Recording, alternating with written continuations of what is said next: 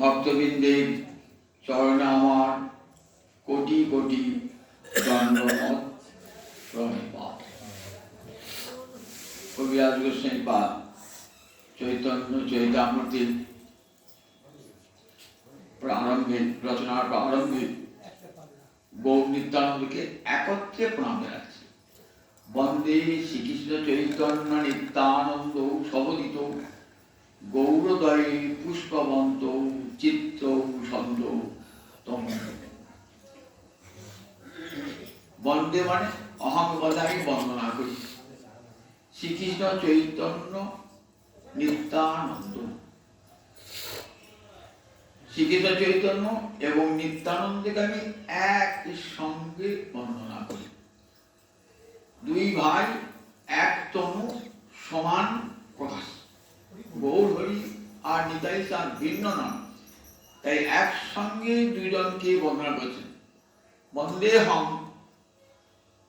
শ্রীকৃষ্ণ চৈতন্য নিত্যানন্দ সহ উদিত, একসঙ্গে তারা উদিত হয়েছেন। যদি বলেন একসঙ্গে উদিত হন নাই, নিতাই চাঁদ মহাপ্রভু ছেলে 12 বছর বলছিলেন, তো তাহলে 12 বছর আগে বলছেন, তত সহদিত বলছেন একসঙ্গে উদিত হয়েছিল, আগে বুঝেছেন বললেন ওটা এখানে নয়, গৌরকে একসঙ্গে উদিত হয়েছে। যখনই গোবিন্দ ভেবেছেন যে আমার সেবক কে হবে, সঙ্গে সঙ্গে গোবিন্দ অঙ্গ হতে বলরামের আবির্ভাব হয়েছে, তাই সহদিত। বন্দে শ্রীকৃষ্ণ চৈতন্য নিত্যানন্দ সহদিত। কোথায় দিতে হয়? চন্দ্র আর সূর্য। পুষ্পবন্ত মানে চন্দ্র আর সূর্যকে একসঙ্গে বলা হয় পুষ্পবন্ত। চন্দ্র আর সূর্য তো একসঙ্গে উদিত হয় না। সূর্যদেব দিনের বেলা উদিত হন, চন্দ্র রাত্রে উদিত হন। একসঙ্গে কেউ চন্দ্র সূর্য উদিত হয় না। কিন্তু কি আশ্চর্য, চন্দ্র সূর্যের চিত্র কি আশ্চর্য যে চন্দ্র সূর্যের একসঙ্গে উদয় হয়েছে। কোথায় হয়েছে? গৌর দেশ রূপ উদয় অচলে। সূর্যের উদয় কোথায়? উদয় পর্বতে। তারপরে গৌর দেশ, এই যে গৌর দেশ বলা হয়, গৌর দেশ, বঙ্গদেশ গৌর দেশ বলা হয়। আর্যাবর্তের মধ্যে এই অঞ্চলটাকে বলা হয় গৌর দেশ। গৌরদয়, গৌরদেশ রূপ উদয় পর্বতে একসঙ্গে উদিত হয়েছেন সূর্য এবং চন্দ্র। চিত্র কি আশ্চর্য! জগৎজীব দেখো গো কি আশ্চর্য! কোথাও দেখেছ যে চন্দ্র সূর্যের একসঙ্গে উদয়? সূর্যের উদয় দিনের বেলায়, চন্দ্রের উদয় রাত্রে হয়, কিন্তু একসঙ্গে সূর্য চন্দ্রের উদয় হয়েছে। কে সূর্য আর কে চন্দ্র? বলেন গৌর হরি সূর্য, নিতাই চাঁদ চন্দ্র। সূর্যের প্রখর তেজ আর চন্দ্রের স্নিগ্ধ কিরণ। গৌর হরি প্রখর তেজ, তার ভগবত্তার এমনই শক্তি যে গৌর হরি দর্শন সহসা সবার মেলে না। এবং সে দর্শন কেমন? ঠিক অর্জুনের বিশ্বরূপ দর্শনের মতো। গৌর হরি যখন জগাই মাথায়, যখন গৌর হরি নিতাই চাঁদকে যখন জগাই মাথায় আঘাত করলেন, তখন গৌর হরি কেমন? এই সূর্যের মতন ভয়ঙ্কর তেজ, ভগবান তেজ। আর সেই সময় চন্দ্রের মতন স্নিগ্ধ কিরণ কার? নিতাই চাঁদের চন্দ্রের মতন স্নিগ্ধ কিরণ। নাম, তোমার নাম তো পতিত পাবন। পতিতকে যদি উদ্ধার করতে না পারলে, তাহলে তোমার পতিত পাবন নামটা তো নিরর্থক হয়ে যায়। ঠাকুর তুমি ক্রুদ্ধ হয়ে সুদর্শনকে ডাকছো, তাহলে দেখো অন্যান্য অবতারে তো অস্ত্র ধারণ করে এসেছে, তাহলে তুমিও তো, তার তো অন্যান্য অবতারের সময় তোমার পার্থক্য কোথায়? তুমি তো প্রতিজ্ঞায় করে এসেছো যে এই অস্ত্র না ধরিব, কারো প্রাণে না মারিব, চিত্তশুদ্ধি করিব সবার। তাহলে তুমি অস্ত্র নিয়ে কেন? তোমার এমন ভয়ঙ্কর ক্রুদ্ধ মূর্তি কেন? মধ্যাহ্ন সূর্যের যেমন ভয়ঙ্কর দীপ্তি, এরকম ভয়ঙ্কর তেজ। আর সেই সঙ্গে নেমে এলো আমার রাত্রিবেলায় চন্দ্রের যেমন কিরণ নেমে আসে, ঠিক তেমনি সিদ্ধ চন্দ্রের কিরণ নেমে এলো নিতাই চাঁদের করুণায়। মাথায় কেউ আবার নিদাইজন বলে করে না, ও আমাকে রক্ষা করছে। তা দেখুন, তাই কে সূর্য কে চন্দ্র? গৌরহরি সূর্য, দিদাই চাঁদ চন্দ্র। তাই বললেন গৌরদয়ে পুষ্পবন্ত চিত্র ছন্দ, দুইজন এসেছেন কি জন্য? ছন্দ, ছন্দ মানে সম্মানে মঙ্গল, আর দ মানে দান করে দাও। সঙ্গে দদাতি যে অসম শব্দ, সঙ্গে একটা বৈদিক পরিভাষা। সং হল মঙ্গল, সং দান করেন, মঙ্গল যিনি দান করেন তাকে বলে ছন্দ। দ্বিবচনে ছন্দ। গৌরহরি এবং নিতাই চাঁদ দুজনই বিশ্বের মঙ্গল কারক। তমনুদ, তম মানে অন্ধকার, নুদ্ধাতু অর্থ দূর করা। তাহলে অন্ধকার দূর করবার জন্য গৌরহরি এবং নিতাই চাঁদ দুজনই এসেছেন জগৎজীবের অন্ধকার দূর করবার জন্য। জগৎজীবের চিত্ততে অন্ধকার দূর করবার জন্য, কলিযুগের অন্ধকার দূর করবার জন্য। কলিঘোর তিমির গ্রাস হল জগজন, ধর্ম করম গেল দূর। অসাধনে চিন্তামণি বিধি বিলাম বড়ানি, আমার গোড়া বড় দয়ার ঠাকুর। কবি নয়নানন্দ বলছেন কলিঘোর তিমির, যখন রাস্তা অন্ধকার হলে পারে রাস্তা দেখা যায়, কোন পথে যাব, কোন পথে বাঘ সিংহের সর্পের ভয় নাই, দস্যু ডাকাতের ভয় নাই, সেই পথ তো চিনতে পারি না অন্ধকারে। সেই সময় যদি সূর্যের উদয় হয় তাহলে পথ চেনা পরিষ্কার হয়ে যায়।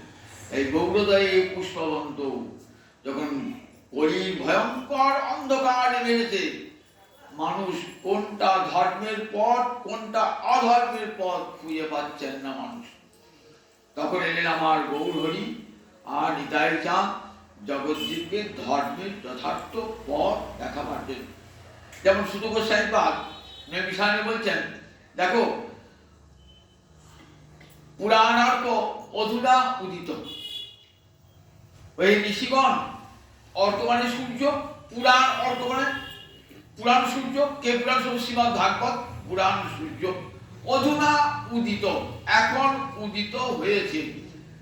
কলিযুগের মানুষ ধর্মের পথ খুঁজে পাবে না বলে সেই কলির জীবকে পথ দেখাবার জন্য পুরাণ সূর্যের উদয় হয়েছে শ্রীমদ্ ভাগবতে।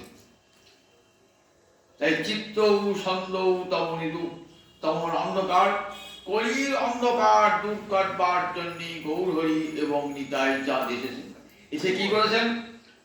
এসে কি করলেন? দুই ভাই হৃদয়ের খালি অন্ধকার, দুই ভাগবত সঙ্গে করাইল সাক্ষাৎকার। গৌরহরি এবং নিতাই চাঁদ কি করলেন? হৃদয়ের অন্ধকার, কলিযুগের মানুষের যে হৃদয়, কলিযুগের ধর্ম এক পায়ে দাঁড়িয়ে আছে, অন্যায় অধর্ম অসত্য, এই তো কলির ধর্ম। সমগ্র জীবের চিত্তে বাসা বেঁধে আছে অধর্ম অন্যায় অসত্য। সেই অন্ধকার দস্যু ডাকাত কোথায় আশ্রয় নেয়? যেখানে অন্ধকার জায়গায় লোকে চিনতে পারবে না। তার মনের যত অসৎ প্রবৃত্তি আমাদের হৃদয় গুহা অন্ধকার গুহায় আশ্রয় নিয়েছে, সেগুলো দূর করবে কেমন করে? শুনিয়া গোবিন্দ রব আপনি পলাবে সব, সিংহ রবে যথা করিগণ। সিংহ রবে যথা করিগণ। সিংহের গর্জন শুনলেই যেমন হাতি পালিয়ে যায়, তেমনি আমাদের হৃদয় গুহায় পাপ হাতি লুকিয়ে আছে। দৃঢ় কলমশ, দৃঢ় কলমশ নাশে যাহার অহংকারী। আমার গৌরহরি নিতাই চাঁদ যে হরিনাম দিলেন, সে তো হুঙ্কার। তাতে কি হবে? আমার হৃদয় গুহায় যে পাপ হাতি লুকিয়ে আছে না, ভয় পালাবে। সিংহের গর্জন শুনে যেমন হাতি পালায়, আমার হৃদয়ে যে পাপ হাতি ঢুকে আছে, পাপ হাতি পালাবে। গৌরহরি দেওয়া হরে কৃষ্ণ কৃষ্ণ কৃষ্ণ হরে হরে, হরে রাম রাম রাম হরে হরে। তাই গৌরহরি জগৎজীবকে যে বলেন দুই ভাই হৃদয়ের খালি অন্ধকার, সমস্ত জীবের হৃদয়ের অন্ধকার দূর করে দুই ভাগবত সঙ্গে করাইল সাক্ষাৎকার। কলিজীবীর ধর্মের পথে চলতে চাও তাহলে এই দুটো ভাগবত আছে, এক ভাগবত ভক্তি রস শাস্ত্র, আর এক ভাগবত ভক্তি রস পাত্র। ভক্তি রসের শাস্ত্র শ্রীমৎ ভাগবত ব্যাসদেবের শেষ দান। এত শাস্ত্র লিখেছেন তো তাতেও মনে হলো অন্তরে তৃপ্তি এলো না। নিজের অন্তরে যখন তৃপ্তি এলো না তখন অপরের অন্তরে তৃপ্তি আসবে তেমন করি। ব্যাসদেবের নিজের অন্তরে তৃপ্তি আসে না। তিনি বেদ সংকলন করেছেন, মহাভারত রচনা করেছেন, 7খানা পুরাণ রচনা করেছেন, বেদান্ত দর্শন রচনা করেছেন, কিন্তু নিজের মনে শান্তি আসে না। তাহলে যার নিজের মনের শান্তি নাই সে অপরকে শান্তি দান করবে কেন? শান্ত হলে তবে তো আপনাকে শান্তি দান করতে পারবে, আসে না? ব্যাসের মনে শান্তি আসে না কখন এলো? যখন নারদের কৃপা। তাহলে কোন ভগবানও শান্তি দান করতে পারেন না যদি ভক্ত কৃপা না করে। নারদ তো ভক্ত আর ব্যাস তো ভগবান। ভগবানও খুঁজে পাচ্ছেন না কি করে জীবকে শান্তি দান করব। নারদের উপদেশে তাহলে ভক্ত বড় না ভগবান বড়? দেখো, ভক্ত এসে জানিলেন জগৎজীবকে হরি কথা শোনাও, তাহলে তাদের হৃদয়ের অন্ধকার দূর হবে, হৃদয়ে পরমা শান্তি নেমে আসবে। তখন ব্যাসদেব শ্রীমৎ ভাগবত রচনা করলেন।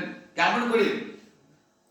আগে দর্শন করছেন লীলা, আর সেই লীলা বর্ণনা করছেন। দর্শন করছেন সমাধি না তম অনুসর। বললেন সমাধি যোগে তুমি ভগবান শ্রীহরিকে আগে স্মরণ করো, স্মরণ করে তবে জগৎজীবকে হরি কথা শোনাবে। নারদ যে চলে গেলেন এবং ভগবান সমাধি, ব্যাসদেব বসলেন ধ্যানে, বসলেন ধ্যান স্থিমিত নয়নে বৃন্দাবনে ব্রজের সব লীলা চাক্ষুষ করলেন। সেই লীলা চাক্ষুষ করে এই শ্রীমৎ ভাগবত সাত্যত সংহিতান, পারমহংসী সংহিতান চক্রে, এই সাত্যত সংহিতা, এই পারমহংসী সংহিতা পরমহংস হয়ে অন্তরে তৃপ্তিদায়ক। পরমহংস কাটিকে বলে? পরমহংস, হংস দুধ আর জল মেশানো থাকলে জলটা খেয়ে না দুধটা পড়ে থাকে, ঠিক তেমনি সার আর অসার যদি থাকে না তাহলে অসারটাকে ফেলে দিয়ে সারটাকে নেয়। দুধটাকে যেমন নয় জলটাকে ফেললেন হাঁসেতে, ঠিক তেমনি সারের মধ্যে যারা হাঁস খায় হংস কাটিকে বলে, যারা অসারের মধ্যে থেকে সারটা গ্রহণ করে। পরমহংস কাটিকে বলে সারের মধ্য থেকেও যারা সার গ্রহণ করে, সারের মধ্য থেকেও যারা সারটা গ্রহণ করে, সেই পরমহংস গণের আদরের সংহিতা এই শ্রীমৎ ভাগবত। তাই সাত্যত সংহিতান বা পারমহংসী সংহিতান রচনা করলেন।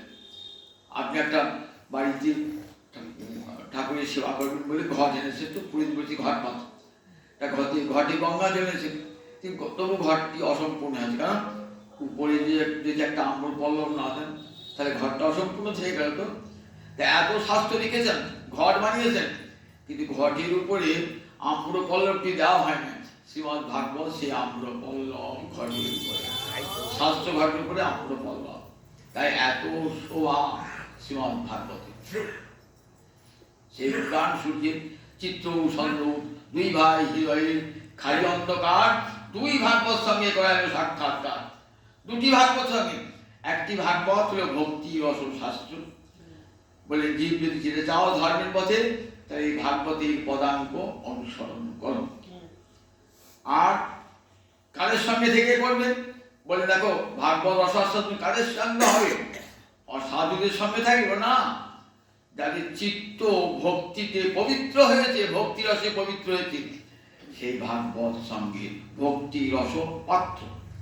ভক্তি রস যে পাত্রে থাকে তাকে বলে ভক্তরস পাত্র, অর্থাৎ ভক্তকে। ভক্তর সঙ্গে বসে সেই ভাগবতের কথা শ্রবণ করো, যথার্থ ধর্মের পথে হাঁটতে পারবে তুমি, হৃদয়ের সমস্ত অমঙ্গল দূর হয়ে যাবে। এই ভক্ত জঙ্গম ভাগবত। দেখুন, কুরুক্ষেত্র যুদ্ধ শেষ হয়ে গেল, কে রাজা হবে? যুধিষ্ঠির রাজা হবে। রাজা হচ্ছেন তো, যুদ্ধের পূর্বেতে বিদুর কিন্তু চলে গেলেন রাজধানী ত্যাগ করে, তীর্থে তীর্থে ঘুরে বেড়াচ্ছেন বিদুর। এই যুদ্ধ আমি দেখবো না, রক্তক্ষয়ী যুদ্ধ আমি দেখবো না। আমি তো বহু চেষ্টা করেছিলাম যাতে যুদ্ধ না হয়, কিন্তু দুর্যোধন বড় অহংকারী, বড় দাম্ভিক, সে তো কোনো ধর্মের কথা শুনবে না। যুদ্ধ হবেই অবশ্যম্ভাবী, এবং এই যুদ্ধে ভয়ঙ্কর লোকক্ষয় হবে। এবং ধৃতরাষ্ট্রকে ভালোবাসেন তো, ধৃতরাষ্ট্র গান্ধারী মনে খুব ব্যথা পাবেন, তারা একবারে সবংশে নিহত যাবে। এটা জানতেন এই যুদ্ধের পরিণাম কি। ভক্ত তো আগে থেকে দেখতে পেলেন যুদ্ধের কি ভয়ঙ্কর পরিণতি, এবং এই পরিণতি জানেন ধর্ম যেখানে জয় সেখানে। সুতরাং গৌরব করে যে বিনাশ উনি সচক্ষে দেখতে পেয়েছেন, এবং এই বিনাশ দূর করবার জন্য কত চেষ্টা করেছেন। কিন্তু চোরা না শুনে ধর্মের কাহিনী, দুর্যোধন দুঃশাসনকে কথা শুনবার উপরন্তু এমন কটু কথা বলেছেন বিদুরকে। বিদুর পরম ভাগবত, তাই সব অপমান সহ্য করে উঠছিলেন। কত তুই দাসীর পুত্র, তুই আমাদের খেয়ে মানুষ, এইসব কত কথা বলেছেন দুর্যোধন দুঃশাসন। ভক্ত তো সব সহ্য করেছেন। ভক্তের স্বভাব দিয়ে, ভক্তের কেউ গাল দিকে মানে কৃতাগস বিযজ্ঞাজন মঙ্গলানি ফেমিয়স, অপরাধ করলো তার মঙ্গল কামনা করে, তথাপি বিদুর তাদের মঙ্গল কামনা করেছে। যখন দ্রৌপদীর বস্ত্রহরণ হচ্ছে তখন কেউ সব মুখ বুঝে আছে, কেউ কিছু বলছে না, কেন? দুর্যোধনের ভয়ে। বিশ্বের মতো লোক চুপ করে আছে, আশ্চর্য অবাধে। বিশ্বের মতো লোক, দ্রোণাচার্যের মতো মানুষ, কৃপাচার্য, সব মহান মহান পুরুষেরা, তারাও একটা কথা বলছেন না। সেই সময় দ্রৌপদী একটা ভয়ঙ্কর ভক্তি আছে, সুন্দর ভক্তি আছে। কি বলছে দেখুন দ্রৌপদী, ন সা সভা যত্র ন সন্তি বৃদ্ধা, ন তে বৃদ্ধা যে ন বদন্তি ধর্মম, ন স ধর্ম যত্র নাস্তি সত্যম, ন তৎ সত্যম যৎ ছলেনানুবিদ্ধম। আমাদের এখন পার্লামেন্ট হাউসে বলতে লেখা আছে, ইংরেজিতে পার্লামেন্ট হাউসে সংস্কৃতি লেখে বলে লেখা আছে, ন সা সভা যত্র ন সন্তি বৃদ্ধা। তাকে আমি সভা বলে মনে করি না যেখানে বৃদ্ধ লোকেরা থাকে না। কোন বৃদ্ধ?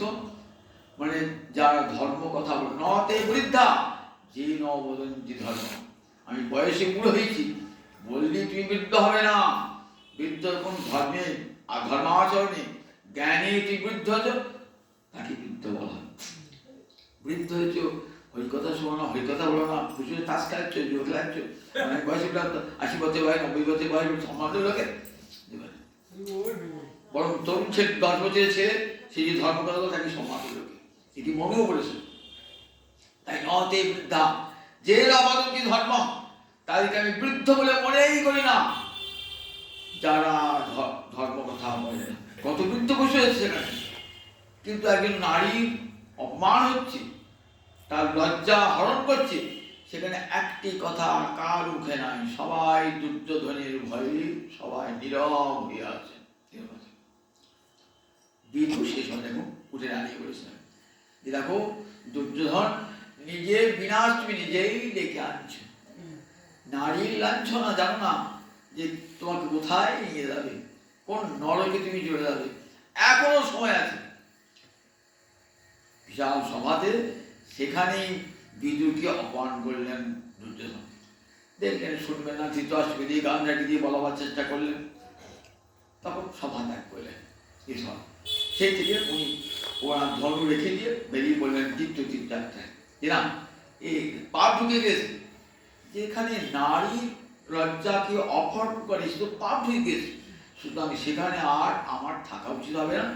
এত বড় রাজপ্রাতের সুখ আমি আর ভোগ করবো না। বলে এ সুখ, যে সুখে পাপ মেশানো আছে সেই সুখ আমি ভোগ করব। চলে গেলেন। তারপরে নিজের স্ত্রীকে নিয়ে বিদ্যুৎ চলে গেলেন। দূর থেকে চাপ থেকে দূরে থাকতেন। দেখুন রাজ সম্পদের মালিক তিনিও তো, কিন্তু কোনো দাবি দাবা নাই, কিচ্ছু নাই। এই সম্পদই আমি গ্রহণ ছুঁব না।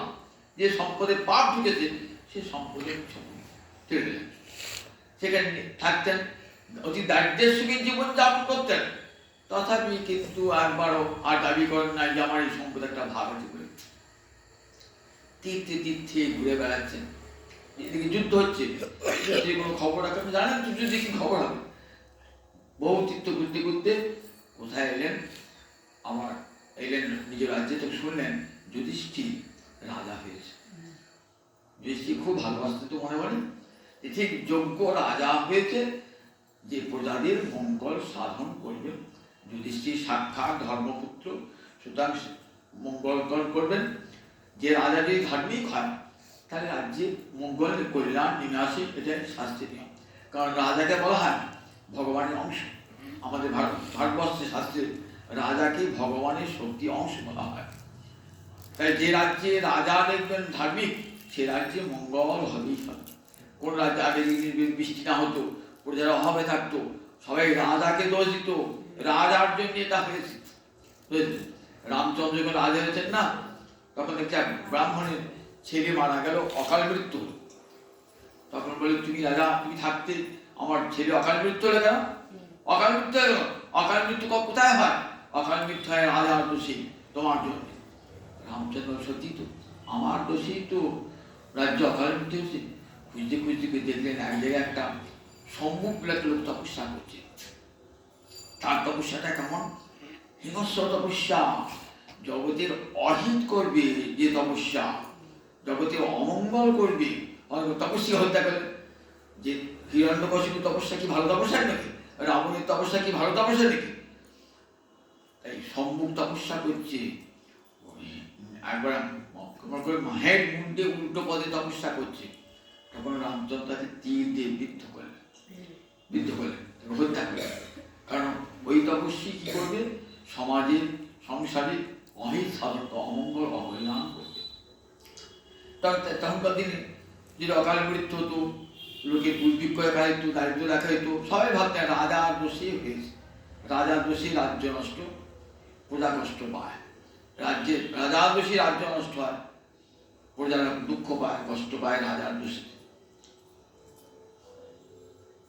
তাই বিদ্যুৎ চলে গেলেন।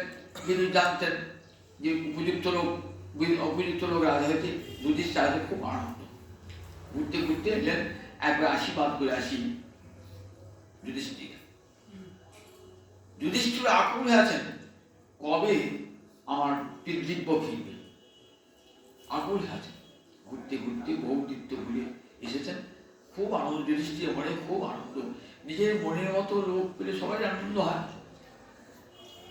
ফিরে এসেছেন, তখন বলছেন যে হে পিতৃব্য, ভগবদ্বিধা ভাগবতা তীর্থিভূতা স্বয়ং প্রভু, তীর্থি কুর্বন্তি তীর্থানি শান্তস্থি অবদামৃতা।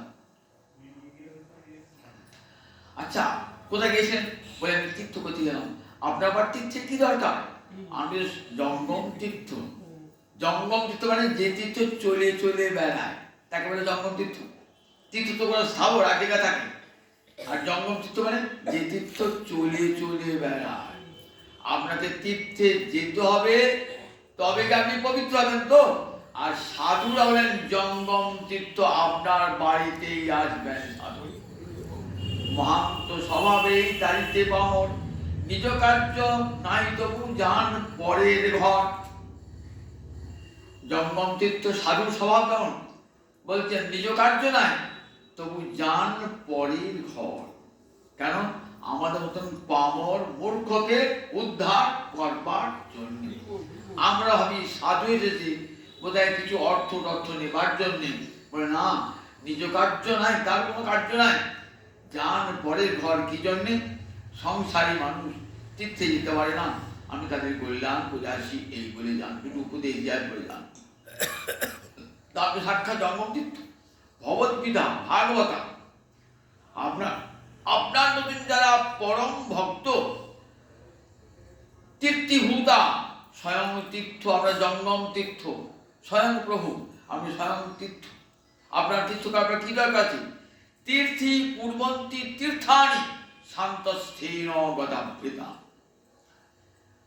তীর্থে গেলে পরে কি হয়? তীর্থই পবিত্র হয়ে যায় আপনাদের চরণের ধুলাপে। সাধুর চরণের ধুলায় তীর্থ পবিত্র হয়ে যায়, তীর্থ পবিত্র হয়ে যায়। তীর্থ পবিত্র হয়, তীর্থ অপবিত্র না, তীর্থ অপবিত্র নয়। কিন্তু পাপীরও, আমাদের মতন পাপীরও যায় যে পাপটা তীর্থে রেখে আসবো, একটু পুণ্য সঞ্চয় করে আসবো। পাপটা যাবে কোথায়? পাপটা তীর্থে গেল, আর আমি একটু পুণ্য সঞ্চয় করে এলাম। তাহলে যে পাপ প্রসাদ থেকে কত কোটি কোটি পাপী যাচ্ছে তীর্থে, সব পাপ রেখে আছে তো, পাপেতে মলিন হয়ে যায় তীর্থ। সেটা পবিত্র করবে কে? সাধুরা যায় তাদের চরণ ধুলিতে, সেই পাপ ধ্বংস হয়ে যায়। তীর্থি পূর্বন্তী তীর্থানি, কি করে তীর্থ? জঙ্গম তীর্থ শান্তস্থিন গদাবৃতা। গদাধারী গোবিন্দ যাদের হৃদয়ে অন্তস্থ, তার জঙ্গম তীর্থ। যাদের হৃদয়ে গোবিন্দ প্রবেশ করে আছেন, তারা তো সব, যাদের হৃদয়ে গোবিন্দ রয়েছেন তারা তো সব জঙ্গম তীর্থ হয়ে রয়েছে। দেখুন, এই যে বিদুর, এই বিদুর কে ছিলেন বলতে? সাক্ষাৎ ধর্মরাজ যম বিদুর হয়ে এসেছেন। একটা কাহিনী আছে ভাগবতী। এক রাজার রাজ্যে চুরি হয়েছে, তার চোরকে ধরবার জন্য যারা প্রহরী সিপাহী বেরিয়ে পড়েছে চোর ধরবার জন্য, চোরটাকে ধরতে পারছেন, ধরতে একটা আশ্রমে গেছে, সেইটি মান্ডব্য মুনির আশ্রম। চোরগুলো ভাবছে এইখানে সাধু সেজে বসে থাকে, তাহলে আমাদেরকে কেউ ধরতে পারবে। একবারে সাধু পোশাক টোশাক পরে সাধু পাশে বসে আছে, ধ্যান মান্ডব্য ধ্যান মগ্ন। তুই দেখতে পাচ্ছেন না ধ্যান মগ্ন, কে এলো আমার থেকে গেল ধ্যান মগ্ন, ভগবানকে দর্শন করছেন। সিপাহীগুলো খুঁজতে খুঁজতে খুঁজতে খুঁজতে এসেছে শাসন, এইগুলো চোর বলে ধরে ফেলেছে। তাহলে এই মুনিটাও চোর, মুনিটাকে মোটামুটি চোর ধরে নিলেন। রাজা বলেন শুলে চলা, 5 জনকে শুলে চলি বসে। রাজা পরে জানতে পারলেন যে এই মুনি চোর নয়, এই মুনি রাজা কোনো অপরাধ ক্ষমা চাইছে। মুনি সে পিছনে শুলটা লাগানো ঠিক, সেই অবশ্যই মার নাম হয়ে গেল অনিমান্ডব্য। চলে গেলেন কোথায়? একবার সাক্ষাৎ যমরাজার কাছে। বলেন আমি কি দোষ করেছি তুই আমাকে শুলে বসালে? তখন যমরাজা বলছে ছোটবেলায় একটা ফড়িংকে তুমি কাঁটা দিয়ে বিদ্ধ করেছিলে। ছোটবেলায় বাল্যকাল 12 বছর বয়স পর্যন্ত বালকের কোনো দোষ কেউ গ্রহণ করে না, এই শাস্ত্রের নিয়ম আছে। 12 বছর বয়স পর্যন্ত সে পাপ পুণ্য ন্যায় অন্যায় তো জানে না, ছোট ছেলে। তার জন্য এই লঘু পাপ আমার গুণদণ্ড, তোমার এই বিচার হলো। আমি তোমাকে অভিশাপ দিলাম, তুমি শূদ্রত্ব প্রাপ্ত হও। ঋষি অভিশাপ দিলেন, অনিমান্ডব্য ঋষি অভিশাপ দিলেন যমরাজাকে, তুমি 100 বৎসর তুমি শূদ্র হয়ে থাকবে। যমরাজা ধর্মরাজ তিনি এলেন ওই 100 বৎসর বিদুর হয়ে গেলেন। তো বিদুর হলেন এই যমরাজা যে ছিল না, যমরাজা 12 জন যে মহাজন আছেন ভাগবত ভক্ত, তার মধ্যে যমরাজা একজন। স্বয়ম্ভু, নারদ, শম্ভু, কুমার, কপিল, মনু, প্রহ্লাদ, জনক, ভীষ্ম, বলি, বৈয়া, সখী, কতবার বলেছি? এই 12 জন ভাগবত ভক্ত পৃথিবীতে আছে। 3 জন হরিদাস আর 12 জন ভাগবত ভক্ত। কে কে? স্বয়ম্ভু মানে ব্রহ্মা, স্বয়ম্ভু, নারদ, শম্ভু, নারদ, শম্ভু মানে শিব, কুমার, সনত কুমার, কপিল, সিদ্ধানাম কপিল মুনি, সমসিদ্ধ কপিল, কুমার ও কপিল মনু, যা হতে আমরা জন্ম, আমাদের জন্ম মানব জন্ম হয়েছে। প্রহ্লাদ, রাজর্ষি জনক, ভীষ্ম, বলি রাজা, বৈয়াসকি, ব্যাসনন্দন, সুখদেব, আর আমি, অর্থাৎ যমরাজা বলছেন আমি। যমরাজা কাকে বলছেন? যে যমদূতগণকে, যারা অজামিলকে আনতে গেছিল তাদেরকে বলছে হ্যাঁ, আমরা 12 জন ভাগবত ধর্ম কি জানি পৃথিবীতে, আর কেউ জানে না ভাগবত ধর্ম। সেই যমরাজায় আজ বিদুর হয়ে এসেছে। যমরাজা, ধর্মরাজাকে তো অন্তর থেকে তার ধর্মটা আছে। তাই বিদুর দেখুন, এমনই কৃষ্ণ ভক্তি পড়ার অন্তরটা কৃষ্ণ ভক্তিতে ভরা বিদুরে। ভগবান বলছেন শ্রীমদ্ ভাগবতে উদ্ধবকে, জানো উদ্ধব, আমার ভক্ত কেমন জানো? তারা মচ্চিত্তা প্রশান্তা সমদর্শিন। আমার তারা অনপেক্ষা, তারা প্রশান্তা মচ্চিত্তা সমদর্শিন, তারা নির্মমা নিরহংকার নির্দ্বন্দ্বা নিষ্পরিগ্রহা। ভক্তি এই লক্ষণগুলি বললেন। দেখুন বিদুরের চরিত্রে মিলিয়ে নেন, এইগুলি সব লক্ষণ বিদুরের হৃদয়ে, বিদুরের হৃদয়ে রয়েছে। বিদুর এত ভালোবাসতেন ধৃতরাষ্ট্র গান্ধারী, কি ভালোবাসতেন। দুর্যোধন এত অত্যাচার করেছেন তবু ভালোবাসতেন। পাণ্ডবগণকে তো খুবই ভালোবাসতেন। কিন্তু দেখলেন আর মমতা রেখে লাভ নেই, কারণ কাদের প্রতি মমতা করবো? মমত্ব মানে সংসারে আসক্তি। একমাত্র ভগবানই আমার নিজের জন, আর কেউ আমার আপন নয়। মানে আমার আমার আমার ভাব, সেই আমার আমার ভাবটা যতক্ষণ না যাচ্ছে না, ততক্ষণ কেউ ভক্ত হয় না। ভক্তি মহারানী হৃদয়ে প্রবেশ করি কি হয়? সে নির্মম হয়ে যায়। আমরা নির্মম বলে কি বুঝি? নিষ্ঠুর লোক না, বলেন না, সাধুরাও ঠিক এরকম নির্মম হয়ে যায়। অর্থাৎ কারো প্রতি মমতা তাদের আর থাকে না। নিজের সন্তান, নিজের পিতা মাতা আত্মীয় স্বজন, কারো প্রতি তারা মমতা পোষণ করেন না। এটা ভক্তির একটা বড় মুখ। সে ভগবদ গীতায় রাধারানী বলছেন না, শোন শোন ভ্রমর, তোর প্রভুর গুণের কথা আমি জানি। ওই গুণের কথা যে শোনে না, সে নির্মম হয়ে যায়। বুঝতে পারছিস? নির্মম হয়ে যায়। সংসার ত্যাগ করে নিজের স্ত্রী পুত্র স্বজনকে ত্যাগ করে কি করে জানিস? বৃন্দাবনে গিয়ে ভিক্ষুকের নৃত্য অবলম্বন করি। পাখিরা যেমন ঠোঁটে করে একটু একটু করে খাবার নিয়ে আসে না, বিহঙ্গারিব, তেমনি তোর প্রভুর কথা যারা শোনে না, তারা বৃন্দাবনে গিয়ে ভিক্ষুবৃত্তি আচরণ করে। তারা নির্মম হয়ে যায়, নিষ্ঠুর হয়ে যায়। সংসারের প্রতি আর মমতা, অহং মমত্ব তাদের দূর হয়ে যায়। তাই দেখুন বিদুর অহং মমত্ব সব তার দূর হয়ে গেছে। কৃষ্ণ চরণে সবটাই তিনি সমর্পণ করেছেন। মচ্চিত্তা, ভগবান কি ভালোবাসেন কি ভালোবাসেন না এটা কে বুঝতে পারেন? বলেন সাধুরা। সাধুরা আমার হৃদয়, সাধব হৃদয় মজ্জম। কাকে বলছেন? দুর্বাসা ঋষিকে বলছেন। জানো, সাধুরা আমার হৃদয়। তাহলে সাধু আমার হৃদয় মানে সাধুরা আমার হৃদয়ের কথা জানতে পারে। আবার আমিও সাধুদের হৃদয়, আমিও সাধুদের মনের কথা জানতে পারি। ভগবান জানতে পারেন তার ভক্তের অন্তরের কথা, ভক্ত জানতে পারেন ভগবানের অন্তরের কথা। ঠিক আছে তো? ভক্তের এমন সংখ্যার বিশ্বের কোন শাস্ত্রে আছে? শ্রীমদ্ ভাগবত লিখেছেন যে ভক্তেরা জানে ভগবানের ক্ষুধা পেয়েছে। তো তাহলে দেখুন দুর্যোধন জানতে পারলেন না, যখন কৌরব সভায় গিয়েছে মীমাংসা করতে গিয়ে, তা বলে আমার ক্ষুধা পায় নাই, অথচ ভগবানের ক্ষুধা পেয়েছে। বিদুর কিন্তু জানতে পেরেছেন যে ভগবানের ক্ষুধা পেয়েছে। বিদুরে গিয়ে বিদুর তো ভিক্ষা করেছে, সেই ক্ষুদের কথা সাজিয়ে রেখেছেন ভগবানের জন্য। বিদুর যে ভগবান তো ক্ষুধার্ত, ভগবানকে খাইয়েছেন। আবার ভগবানের বিশ্রাম কি করেছেন জানতেন? আমার কোলে পা রাখলে ভগবানের আনন্দ হয়। নিজের বসতেন, ভগবান যখন বিশ্রাম নিচ্ছেন তখন ভগবানের চরণ দুটি নিজের কোলে নিয়ে বিদুর সেবা করতেন। তাহলে ভগবান বলেন মচ্চিত্তা, আমার অনপেক্ষা, আমার ভক্তের কোনো কিছুতেই অপেক্ষা নাই। কিন্তু সম্পত্তি অপেক্ষা করতে পারতেন। আমার সম্পদ ছিল, বাবা দুর্যোধন দুঃশাসন আমাকে গাল দিয়েছে, তাকে তো গাল শোনায়, আমাকে দিয়েছে, আমি শুনবো কেন, শুনে থাকবো কেন? অমতাকে উপদেশ করেন না, কোনো কিছু অপেক্ষা। ভক্তের চিত্তে কোনো কারোর প্রতি কোনো অপেক্ষাই থাকে না। কে আমাকে নিন্দা করলো, কে আমাকে প্রশংসা করলো, কে আমাকে দুটো পয়সা দিয়ে অনুগ্রহ করবে, কে আমাকে নিগ্রহ করবে, এইসব বিষয়ে ভক্তের কোনোদিন কোনো অপেক্ষা থাকে না। নিরপেক্ষ না হইলে ধর্ম না যায় রক্ষণ। মহাপুরুষ সতর্ক সাহেবাদ বলছেন, সনাতন নিরপেক্ষ না হলে ধর্ম রক্ষা করা যায় না।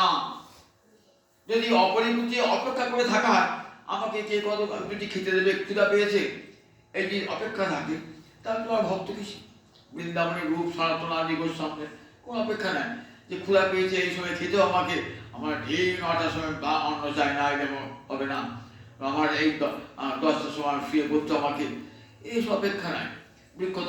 বৃক্ষতলে বসে একটা জল পড়ছে, একটা ছাদের নিচে থাকতে হবে, রোদ উঠেছে একটা ছাদের নিচে থাকতে হবে, এই অপেক্ষাই নেই।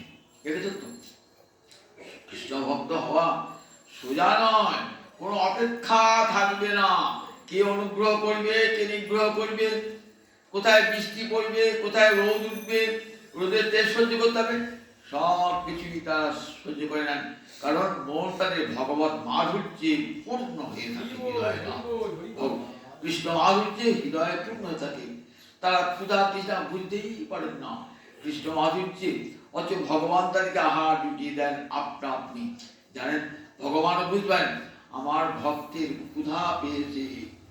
অনন্যা চিন্তন্তমাং যোজনা পর্যুপাসতে, গীতায় পড়েছেন তো, তেষাং নিত্যানিত্যানাং যোগক্ষেমং বহাম।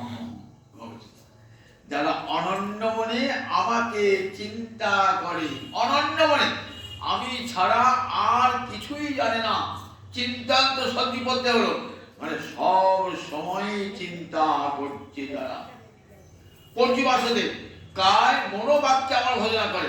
পর্যুপাসনা মানে শুধু উপাসনা বলে না, পরিত উপাসনা, অর্থাৎ সর্বপ্রকারের দেহ দিয়ে, মন দিয়ে, বাক্য দিয়ে উপাসনা যারা করে, যারা নিত্য আমার থেকে অভিযুক্ত হয়েছে, তাহলে কি করি, তাদের যোগ এবং ক্ষেম আমি বহন করি।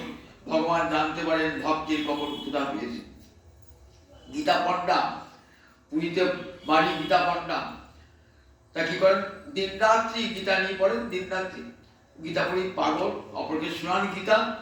এতই দরিদ্র, পুরী ভিক্ষায় বার হন, পুরী ভিক্ষায় বার হন না। স্ত্রী বলেছে যে দেখো ঘরে তুমি সংসার করেছো, তোমার ছেলে রয়েছে, একটু খাবার টাবার চিন্তা করবে না? তুমি যদি পুরুষ মানুষ না থাকতো আমি কি করবো? আমি মেয়ে ছেলে অর্থ নিয়ে আসবো, আমি উপার্জন করবো?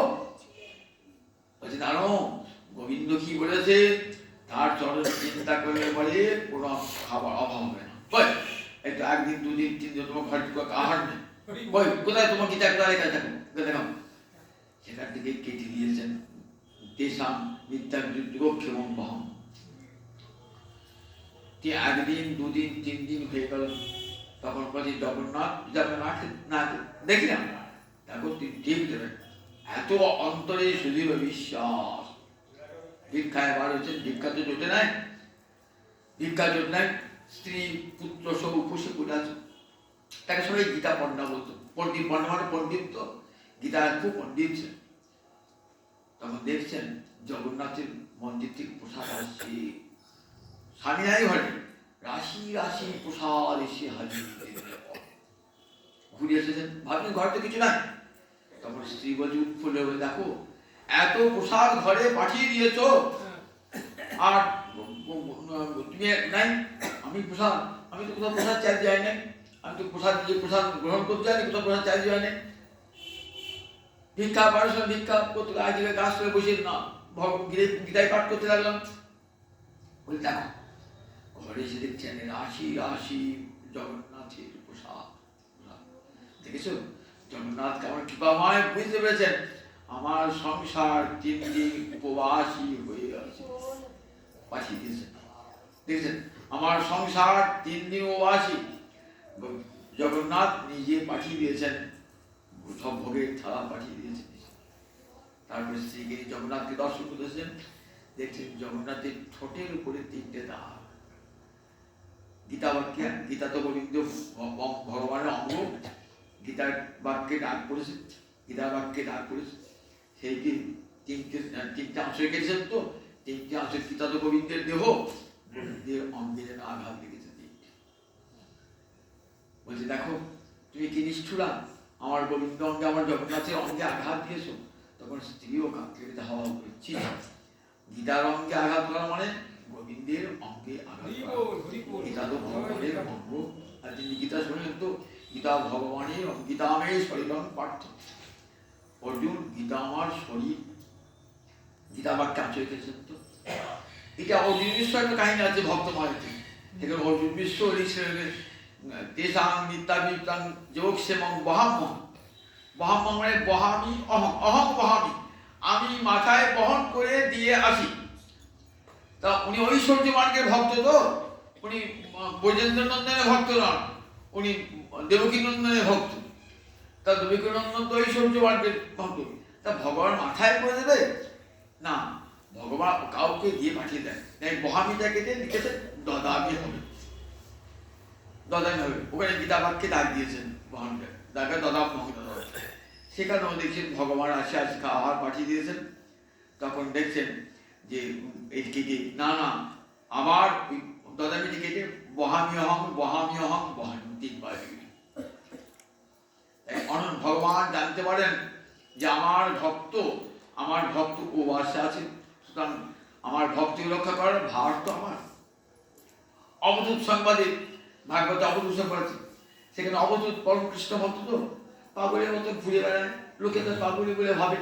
আজ গাছতলায় শুয়ে আছে, কাল ছাঁচতলায় শুয়ে আছে, রাজপথে শুয়ে আছে, উনি খাবার জুড়লো করে জুড়লো না, কে কি বললো কোনো ভূক্ষেপ নয়, তাই মনে বসে আছে। মনে দেখছেন যে আমার পাশে একটা অজগর সাপ, ভয় নেই, সাপ খাবে, অজগর সাপ পাশে একটা বিশাল অজগর সাপ, আর গোটা গোটা মানুষ গিয়ে খেয়ে নেয় অজগর সাপ, পাশেই রয়েছে, ভয় নেই। ভাবছি তো আমি তো বিকাল যাই না, খাবার পাই না, এই সাপটা বিচারছি কি করে? একদিন, দুদিন, 3 দিন খেতে পায় না, সাপটা বললো না। 3 দিনের পর দেখছেন একটা হরিণ চড়তে চড়তে মুখের কাছে হরিণটাকে খেয়ে ফেলবে সাপটা। তখন বলছো দেখেছ, জীব দিয়েছেন যিনি, আহার যোগাবেন তিনি। আমি কেন আহারের জন্য কৃষ্ণ ভজন ছেড়ে দিয়ে পথে পথে লোকের বাড়ি বাড়ি ভিক্ষা করে বেড়াবো? ঠিক আমার ভিক্ষা আমার গোবিন্দ আমাকে জোগাড় করতে পারে, যদি তার প্রয়োজন হয়। তাই কোনো অনপেক্ষা ভক্ত সবসময় অনপেক্ষা, কখনো কারও অপেক্ষা করে থাকেন না। অত দূর যেতে হবে না। রূপ সনাতন দেখুন, কারও অপেক্ষায় নেই। রূপ গোস্বাইবার অন্তরে ইচ্ছা যে দাদা এত ভোগে সুখে থাকতো, দাদা দম্পতির প্রধানমন্ত্রী, আর সেই দাদা এবং তাকে চেহারাটা জীর্ণশীল, দাদা দেখতে এত সুন্দর ছিলেন, না থেকে দাদা চেহারাটা জীর্ণশূন্য হয়ে গিয়েছে। দাদা পায়েস খেতে ভালোবাসতেন, পরমান্ন একটু রান্না করে খাওয়াবো, কী করে খাবো, আমি যদি কিনি, আমার চালও নাই, দুধও নাই, আমার মিষ্টিও নাই, কী দিয়ে পায়েস রান্না করবো মানে ভাবছেন। দেখছি হঠাৎ একটা বুড়ির মা এসে বলছে এলাম, চাল থাকলো, সুন্দর আতপটা। কিছুক্ষণ পরে আবার এলেন, এসে দেখি খানিক মিষ্টি দিয়ে গেলেন, আবার কিছু দুধ দিয়ে গেলেন। তাতে পরমাণুর উপকরণ সব তৈরি হয়ে গেল। সেই পরমাণু তৈরি করেছেন, ভাবছেন দাদা আসবে, দাদাকে খাও। দাদা এলেন, দাদাকে পরমাণু খাওয়ালেন। দাদা এত সুন্দর পরমাণু যেন অমৃত। বলে আচ্ছা এই তুমি চাল পেলি বা কোথায়, আমার মিষ্টি পেলি বা কোথায়? বলে এক বুঝিয়ে মা দিয়ে গেল। বলে বুঝিয়ে মা দিয়ে গেল? বলে হ্যাঁ, বলে আমি এই পাশে গোপবাড়িতে থাকি, গোয়ালপাড়ায় থাকি। বলে রূপ তুই ভালো কাজ করো না, ভালো কাজ করো না, প্রিয়াজিকে খাটিয়েছো। প্রিয়াজি মানে রাধানী, রাধানী বোঝমানি বেশ হয়ে এসেছে, তাকে বারবার যাওয়া আসা করছো, কখনো এরকম চিন্তা করবে না, কোন অপেক্ষা রাখবে না। দেখো জানো তো ভক্তের স্বভাব, কোনো কিছু অপেক্ষা। রাধারানী প্রিয়াজি হয়েছেন, তিনি যদি মনে করে আমার খাবেন, তুমি কখনো মনে মনে ভাববে না কথা, আজ আমার কতবার পরিশ্রম, কতবার তোমার বাড়ি এসছেন, তোমার পুত্রী এসছেন বন্ধুভাই, একবার চাল বহন করেছেন, একবার দুধ এনেছেন, একবার মিশিয়ে, তার কত পরিশ্রম হয়েছে। কখনো প্রিয়াজি দেখো খুব অন্যায় কাজ করছে, কখনো এ কথা ভেবো না। দেখেছেন ভগবান কেমন, তার ভক্তির অন্তরে মজ্জিদটা কেন হয়, ভগবানও জানতে পারে আমার রূপের অন্তর ইচ্ছা লেগেছে, দাদাকে খাওয়াবো। ভগবান ঠিক তেমনি হয়েছে, আমার ভক্ত তাই অপেক্ষা করে না। চিন্তা আমার ভক্তা প্রশান্তা, কোনো ক্ষোভ নাই চিত্তে, আমার ভক্তের চিত্তে কোনো ক্ষোভ থাকে না।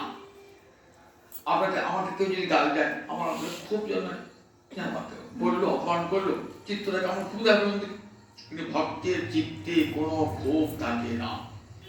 হরিদাসকে কতজন কত লাঞ্ছনা করেছে, হরিদাসকে কত কটু কথা শুনিয়েছে।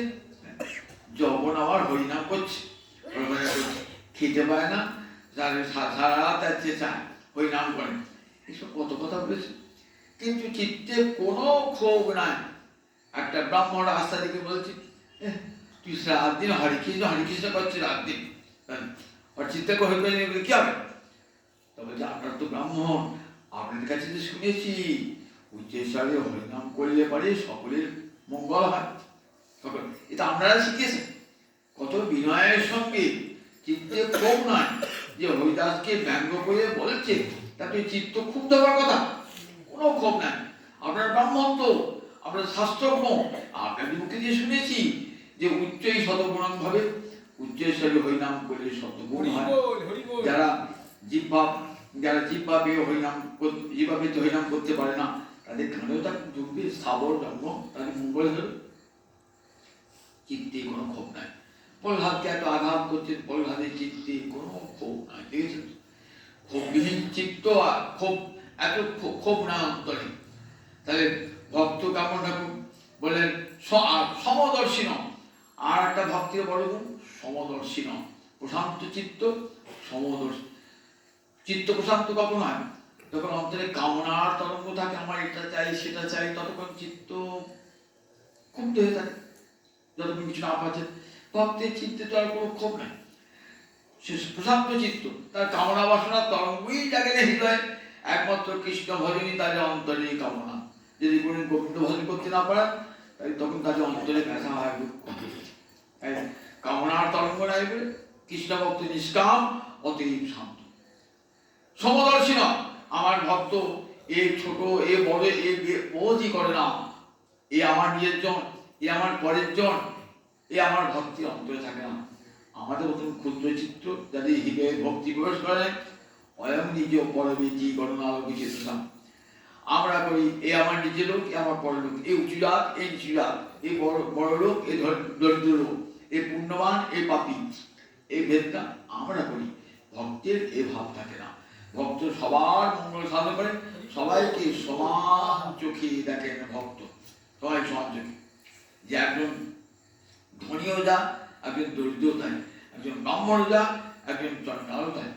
কি তাদের বলেছে না, পণ্ডিতা সমদর্শী না, ব্রাহ্মণে গভীরশ্রী। ব্রাহ্মণকে যে চোখে দেখেন, একটা গরুর মধ্যে পাবেন সেই ভগবান আছেন, হাতির মধ্যে সেই আছেন। চণ্ডালে সুরি জৈব সভাকে চ পণ্ডিতা সমদর্শী। কুকুরের মধ্যে ভগবান আছেন, চণ্ডালের মধ্যে ভগবান আছেন, সভা মানে চণ্ডাল মধ্যে ভগবান আছেন, সকলের মধ্যেই ভগবান আছেন। এই জেনে বিশ্ব জগতের কাছে মাথা নত করে দেন। নিবাস তব জগৎ প্রণামে বলছেন সেই জংলার্জুনের নলকুবের মণিকে বলছে, আমাদের মাথা বড়কে ছেড়ে তো মাথা উঁচু থাকতো, কোথায় মাথা তো করতাম না। আজ আমাদের এই কৃপা করো, শির নিবাস তব জগৎ প্রণাম। জগতের সর্বত্র তুমি আছো, তাই জগতের সর্বত্র যেন মাথা নত করে তোমাকে প্রণাম ভক্তি সহকার।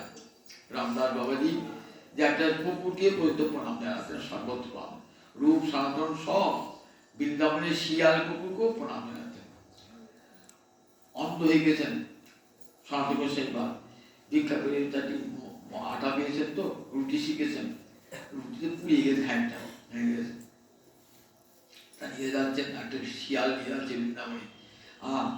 বাবা কষ্ট হবে তো, একটু ঘি মাখিয়ে দিই, পুড়ে গেছে রুটিটা।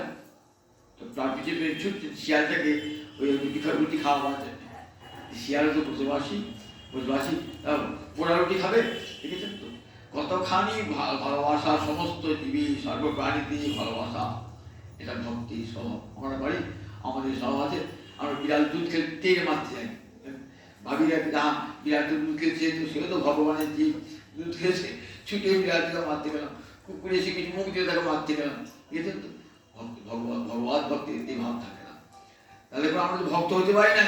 এখানটা আর প্রমাণ এসে যায়, সমদর্শন নাই। কুকুরকে কুকুর বলেই জ্ঞান করি, ঠাকুরকে ঠাকুর বলেই জ্ঞান করি, কিন্তু ঠাকুরই কুকুরের সমজ্ঞান, এটা তো চলা হয় না। এই সমজ্ঞান সমদর্শন ভক্তের আছে, এই সমদর্শন দুটোকেই সমান। রামদাস বাবাজি একটা কুকুরকে সমান দর্শন করছে, তাদেরকেও ভোজন করিয়ে তাদের চরণে দণ্ডবোধ প্রণাম জানাচ্ছেন। জানাচ্ছেন রামদাস বাবাজি, বাবা রাধামচন্দ্র বাবাজি কুকুর ভোজন নবদ্বীপে কুকুর উৎসব করেছেন। সব কুকুরকে নিমন্ত্রণ করে সবাই ভাবেন বাবাজি দেখো, বাবাজি ঢঙ্গা করে লোককে দেখাবার জন্য ওই কুকুর আসবে, সবাই মজা দেখতে গিয়েছে। আর নিতাই চরণে একবারে পৌঁছে রাধামচন্দ্র বাবাজি যাই যা করেন, যেটা আমাকে লোকের মাঝে অপমান দিবার করে একটি একটি করে সব নবদ্বীপে কুকুর সাজিয়ে সবাইকে দণ্ডবোধ প্রণাম জানাচ্ছেন। প্রত্যেকের পাতা কেটে দিয়েছেন, প্রত্যেকে ভোজন করছেন। সবাই জানিয়ে যারা ব্যঙ্গ কর্মচারী গিয়েছিল না, তা দেখছি সবাই হয়েছেন রামচন্দ্র বাবাজি। কুকুরেও কথা শুনতেন। একদিন পথে দেখছেন একটা মা কুকুর কাঁদছে, চোখে জল পড়ছে, দিয়ে বলছেন মা কাঁদছে কেন?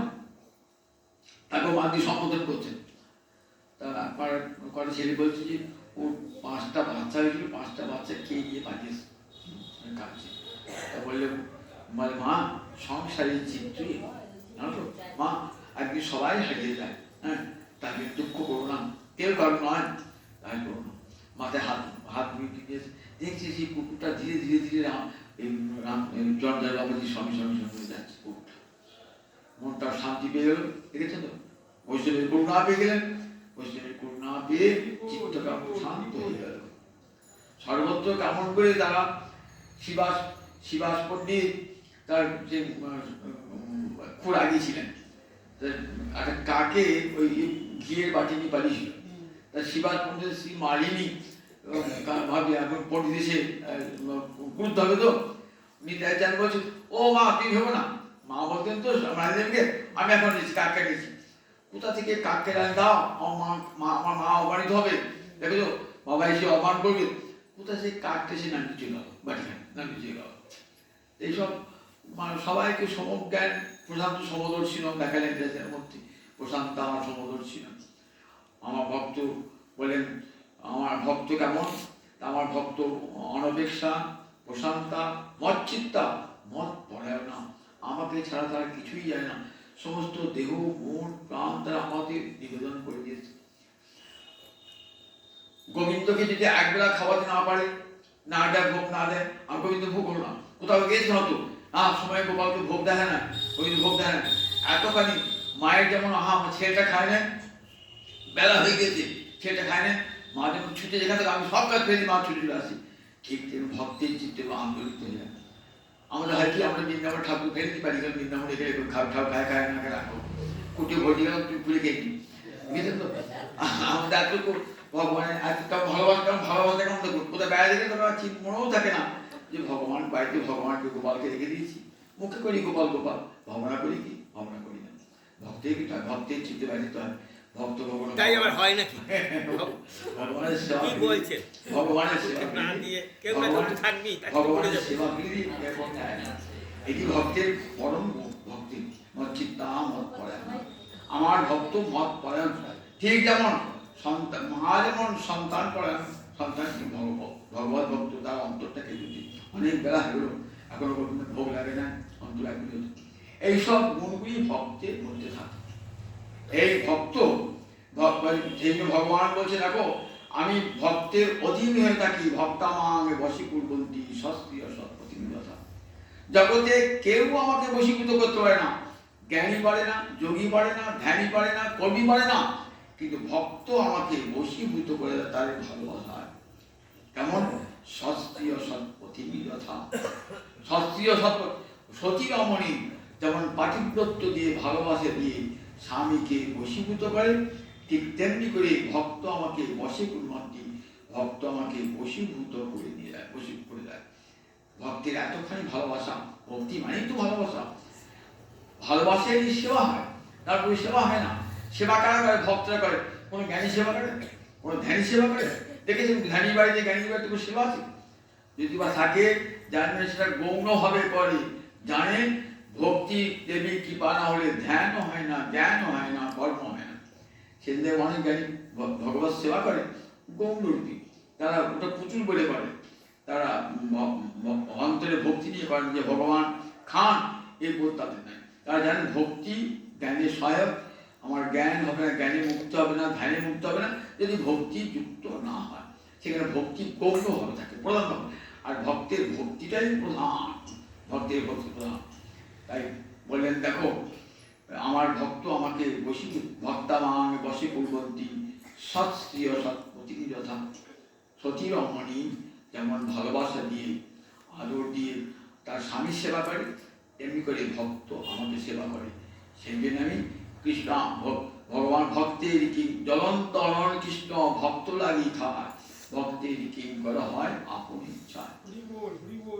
বললেন আমার ভক্তের জন্য ভগবান জ্বলন্ত আগুন খায়।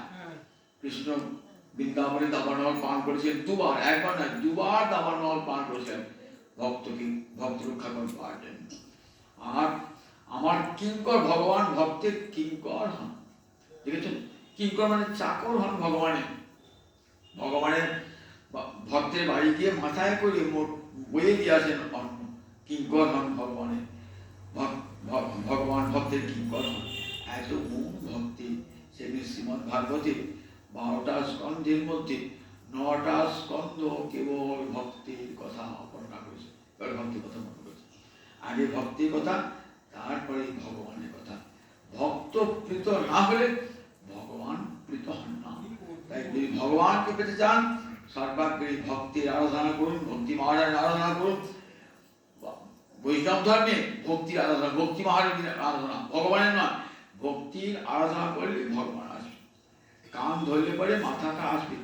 ভক্তকে কৃপা, ভক্তের যদি ভালোবাসা থাকে, ভগবান সদা হয়ে আপনার দেন। ভক্তিকে ভালোবাসেন না, এই যে খুব ধুমধাম করে ভগবানের সেবা করছেন, ভগবান সে দাম্ভিকের পূজা আমি কোনদিন গ্রহণ করি না। যে আমার ভক্তকে আদর করে না, সেই দাম্ভিকের পূজা আমি কোনদিন গ্রহণ করি না। তাই আগে মদ ভক্ত পূজা অধিকা, আমার ভক্তের পূজা আর আমার চল্লিশ। আগে ভক্তের পূজা করুন, তারপর ভগবানের পূজা করুন। জয় জয় জয় জয় জয়।